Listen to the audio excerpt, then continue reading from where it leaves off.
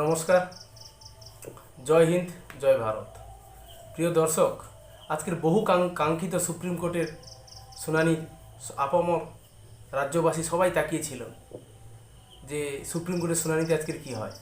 সেখানে কিছু উল্লেখযোগ্য বিষয় কিন্তু ঘটেছে। গত যে শুনানি হয়েছিল তারপরে যে আজকের যে শুনানি হয়েছে সেখানে কিন্তু অনেকগুলো নতুন জিনিস উঠে এসছে। এবং কপিল সিব্বালকে দেখলাম, রাজ্যের যে আইনজীবী, একতরফা যিনি সওয়াল করেছিলেন তাকে কিন্তু সেই সুযোগটা আর দেওয়া হয়নি।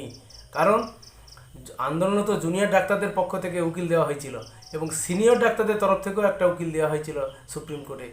এবং সিবিআইয়ের আইনজীবীও ছিলেন। এত টোটাল যে লাইভ স্ট্রিমিং হয়েছিল সেখানে আমরা স্পষ্ট সব কিছু দেখেছি যে লাইভ স্ট্রিমিংয়ের ক্ষেত্রে কী কী সওয়াল জবাব হয়েছে, তার ভিত্তিতে রাজ্য সরকারের উকিল কী উত্তর দিয়েছে এবং বিরোধী সিবিআইয়ের পক্ষ থেকে যে উকিল দেওয়া হয়েছিল এবং সুপ্রিম কোর্টের চিফ জাস্টিসরা তারা কী কী প্রশ্ন করেছে তার একটা সম্মিলিত বিবরণ বা টোটাল আলাপ আলোচনার আজকে এটা প্রতিবেদন আকারে আপনাদের সামনে রাখছি। কপিল সিবাল প্রথম যে প্রশ্নটা করেন, স্যার লাইভ স্ট্রিমিংটা করবেন না, লাইভ স্ট্রিমিংটা যেন বন্ধ থাকে, সরাসরি সম্প্রচার, মানুষ সরাসরি দেখছে, এটাতে আমাদের একটা ভাবমূর্তি নষ্ট হচ্ছে। ইনি একদম প্রথম একটা দাবি তুলেছিলেন। কিন্তু সুপ্রিম কোর্টের চিফ জাস্টিস ডিওয়াই চন্দ্রচূড় বলেন, এতে আপত্তি কোথায়? হাইকোর্টও করছে লাইভ স্ট্রিমিং, জনগণের জন্যই তো আদালত, জনগণ বিচার করবে। আমরা যেটা বিচার করছি জনগণ সেটাকে শুনবে, সঠিক না বেঠিক সেটাও জনগণ ভাববে, তার জন্য তো লাইভ স্ট্রিমিংয়ের ব্যবস্থা করা, তাতে আপত্তি কী আছে? এমন একটা কপিল সিবালের আবেদন এমন একটা ছিল যেন মামাবাড়ির আবদার, স্যার হুজুর এটাকে একটু বন্ধ করে দিলে হয়তো আমাদের একটু সুবিধা হবে। কি অসুবিধা? আপনারা লাইভ সম্প্রচার হবে, আপনি কতটা সওয়াল জবাব করছেন, কি আবেদন করছেন, রাজ্য সরকারের আইনজীবী হিসেবে আপনি কী কী আবেদন করছেন, কী কী যুক্তি রাখছেন, সবই মানুষ শুনবে। তার বিপক্ষে সুপ্রিম কোর্টে সিবিআইয়ের আইনজীবী এবং জুনিয়র ডাক্তারদের আইনজীবী সবাই তো সওয়াল জবাব করবে। এখানে কি আছে? সত্য লুকোনোর তো কোনো ভাবনা নেই, সত্যকে লুকিয়ে ফেলার তো কোনো চিন্তা ভাবনা নেই, সবাই দেখবে। পত্রপাঠ কিন্তু খারিজ করে দেওয়া হয়েছে কপিল সিবালের আবেদন।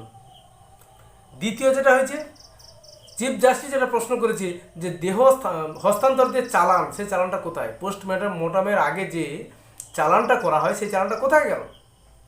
সিবিআইকে এখনও দেওয়া হয়েছে কি? কপিল সিব্বাল বলেন চালানটা এখন পাওয়াই যাচ্ছে না। যেটা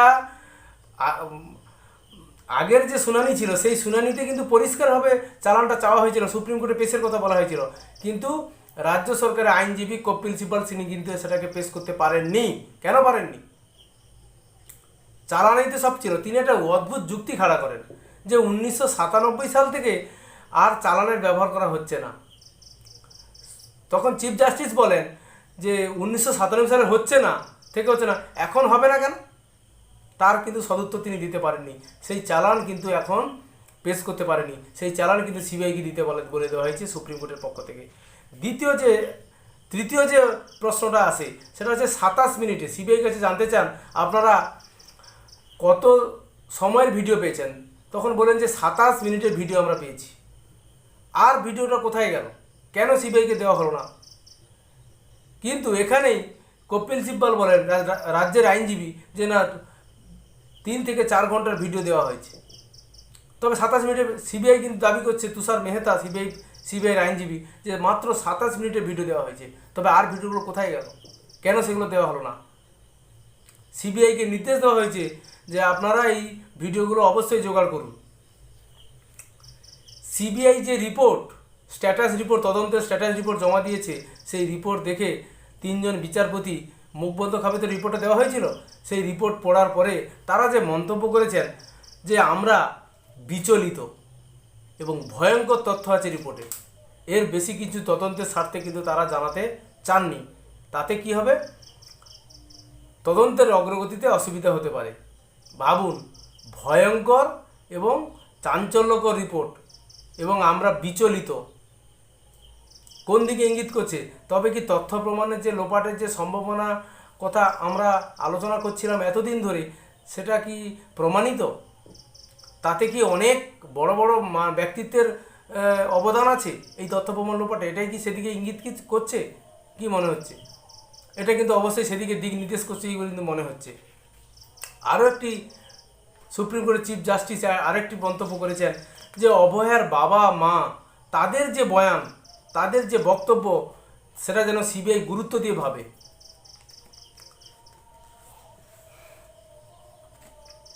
হাইকোর্টে যে জমা দেওয়া চালান, সে চালানটা কোথায় গেল?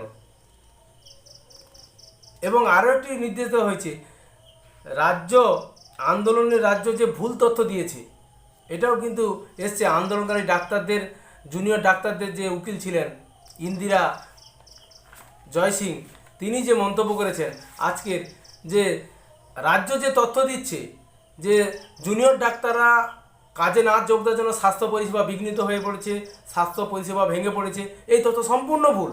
তার ব্যাখ্যাও তিনি আজকে সুপ্রিম কোর্টে দিয়েছেন। সেখানে তিনি বলছেন যে না, কোনোভাবেই এই যুক্তি রাজ্য সরকার যে খাড়া করেছে সেটা যুক্তিহীন এবং সঠিক নয়। তার পুঙ্খানুপুঙ্খ রিপোর্ট কিন্তু তিনি চিফ জাস্টিস এবং সহ তিনজন বিচারককে তিনি দিয়েছেন। সুপ্রিম কোর্টে আন্দোলনরত ডাক্তারদের যে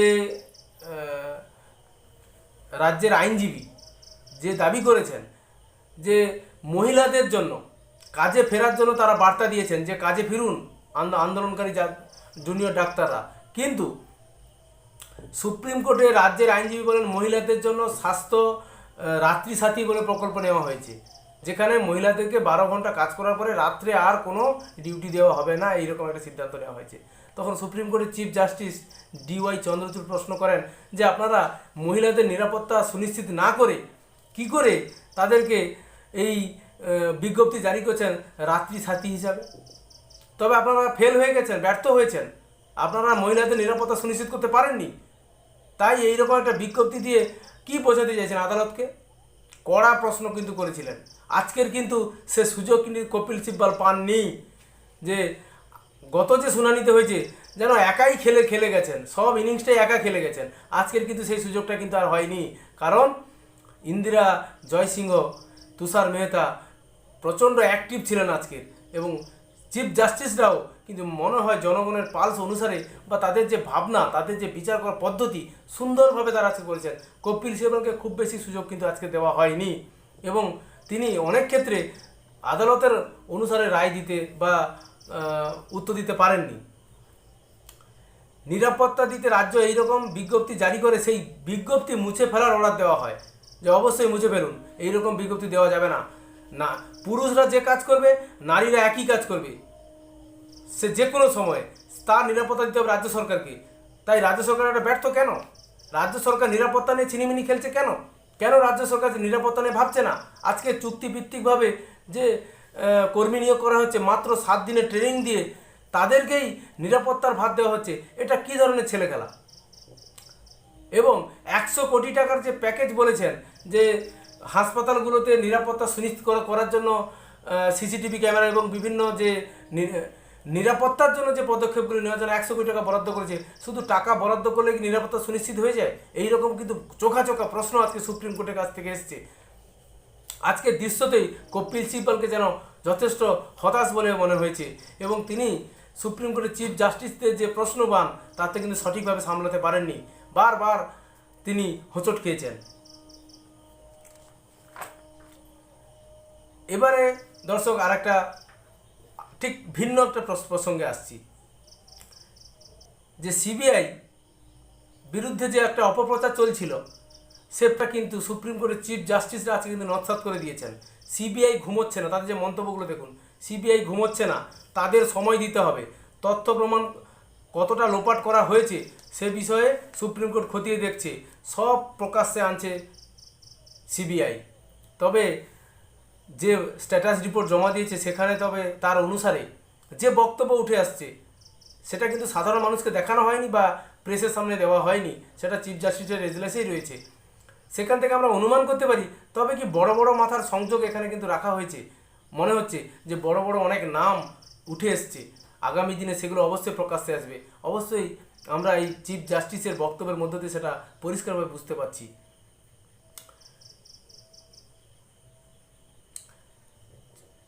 ইন্দিরা জয়সিং আন্দোলনকারী জুনিয়র ডাক্তারদের যিনি আইনজীবী ছিলেন, তিনি একটি রিপোর্ট জমা দিয়েছেন আজকে সুপ্রিম কোর্টে, যে ক্রাইম সিনে যে বা অবাঞ্ছিত যারা ব্যক্তি, যারা বহিরাগত ব্যক্তি, যারা উপস্থিত ছিল, তাদের একটা তালিকা কিন্তু আজকের কোর্টের মাধ্যমে সিবিআইয়ের কাছে হস্তান্তর করেছে।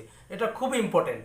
কারণ কেন হবে, কারা অবাঞ্ছিত লোক, কারা হঠাৎ করে ঢুকে পড়লো, কেন ঢুকে পড়লো এরকম একটা জায়গায় যেখানে তথ্য প্রমাণকে সংরক্ষিত হওয়ার কথা, তারা কেন ঢুকলো, তার একটা তালিকা কিন্তু দিয়েছে। এখানেই কিন্তু তদন্তে আরও গতি পাবে বলে মনে হচ্ছে। কারণ যেভাবে তালিকা তুলে দেওয়া হয়েছে, তালিকাতে জুনিয়র ডাক্তাররা নাম দিয়েছেন কারা কারা সেদিন অবাঞ্ছিতভাবে ঢুকে পড়েছিলেন এই সেমিনার হলে বা ক্রাইম সিনে, তার কিন্তু তালিকা দিয়েছেন। এবারে দর্শক আরেকটা পরিসংখ্যান আপনাদের দিচ্ছি বা আলোচনা করছি।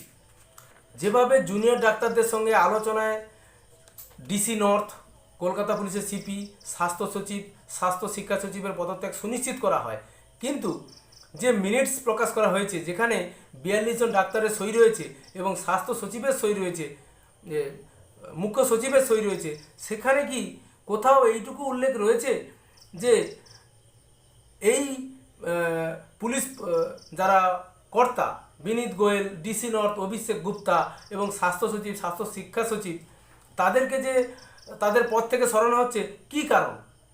তারা কি কোনোভাবে তাদের দায়িত্ব পালন করেননি? তাদের দায়িত্ব পালনে কি ত্রুটি ছিল? এই রকম কোনো তথ্য কি সেখানে ছিল? কোনো কিন্তু কিছু প্রকাশ করা হয়নি।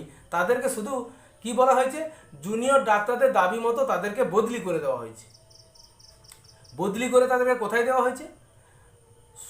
সম্মানজনক পোস্টে দেওয়া হয়েছে বা সেই রকম গুরুত্ব অনুযায়ী পোস্টে কিন্তু দেওয়া হয়েছে। এখানেই কিন্তু রাজ্য সরকার এক প্রকার চালাকির মাধ্যমে গিয়েছে বলে মনে করা হয়, যে তাদেরকে সরিয়ে একবার কারণ না দর্শিয়ে শুধু জুনিয়র ডাক্তারের দাবি মতো তাদেরকে সরিয়ে দেওয়া হয়েছে, দিয়ে কিন্তু নতুনদেরকে পদে আনা হয়েছে, পুরনোদেরকে সেখান থেকে সরিয়ে দেওয়া হয়েছে। এখানেই কিন্তু একটা জায়গায় প্রশ্ন, যে জুনিয়র ডাক্তাররা কিন্তু রাজনীতিবিদ নয়, তারা কিন্তু ডাক্তার।